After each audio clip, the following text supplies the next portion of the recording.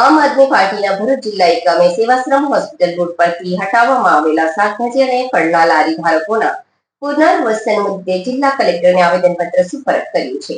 પાર્ટીએ લારી ધારકોને તાત્કાલિક કાનૂની વૈકલ્પિક જગ્યા ફાળવવા અને નિયમબદ્ધ વેન્ડિંગ ઝોન જાહેર કરવાની માંગ કરી છે. આવેદનપત્રમાં જણાવાયું છે કે ભરૂચ નગરપાલિકા વિસ્તારમાં સેવાશ્રમ હોસ્પિટલ રોડ નજીક વર્ષોથી ધંધો કરતા નાના લારી ધારકોને ગેરકાયદેસર હોવાનું કારણ આપી અચાનક હટાવી દેવાયા હતા. આ લારી ધારકો દૈનિક આવક પર નિર્ભર ગરીબ અને મધ્યમવર્ગીય પરિવારો સાથે સંકળાયેલા છે. તેમનો લારી વ્યવસાય તેમની રોજીરોટીનું એકમાત્ર સાધન છે.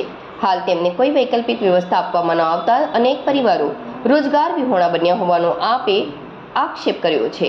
ઉલ્લેખનીય છે કે 2 જાન્યુઆરીના રોજ લારી ધારકો દ્વારા પણ જિલ્લા કલેક્ટરને લેખિત રજૂઆત કરીને યોગ્ય જગ્યા ફાળવવાની માંગ કરવામાં આવી હતી, પરંતુ અત્યાર સુધી કોઈ સકારાત્મક નિર્ણય લેવાયો નથી. આપે ચેતવણી આપી છે કે જો લારી ધારકોને તાત્કાલિક યોગ્ય સ્થાન ફાળવી વ્યવસ્થિત વેન્ડિંગ ઝોન જાહેર કરવામાં નહીં આવે તો પક્ષ દ્વારા આંદોલનનો માર્ગ અપનાવવામાં આવશે. આજે ભરૂચ જિલ્લા કલેક્ટર શ્રીને ફરીથી એક વખત રજૂઆત લઈને આવ્યા છે. તારીખ 2/2/2026ના રોજ ભરૂચ કલેક્ટર સાહેબને એક આવેદનપત્ર પાઠવ્યું હતું. ભરૂચમાં સેવાશ્રમ વિસ્તારની અંદર જે લારી ધારકો છે એ છેલ્લા 2-2.5 મહિનાથી બિલકુલ બેરોજગાર પડી ગયા છે.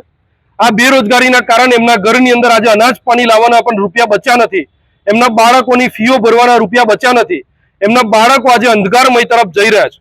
2 તારીખે કલેક્ટર શ્રી દ્વારા એક બાહેંધરી આપવામાં આવી હતી કે આપણે આ લોકોને વેન્ડર પ્રક્રિયા ચાલુ કરીશું ને ભરૂચ નગરપાલિકા પાસે આના માટે યોગ્ય રજૂઆત પણ આપણે કરીશું.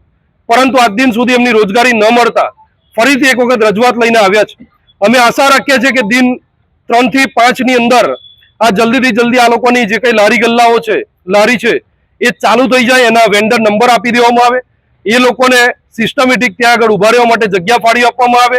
અને જો આવું કરવાની અંદર કંઈક પણ મોડું થશે તો ગાંધી ચિંધ્યા માર્ગે આ કલેક્ટર કચેરીના પતાંગણની અંદર તમામ લારી ધારકો સાથે આમ આદમી પાર્ટી પણ એ લોકોની સાથે ઊભી રહેશે અને આ લારી મજબૂરીની અંદર કલેક્ટર કચેરીની અંદર આ લોકોએ રોજગારી કરવા માટે મજબૂર બનવું પડશે.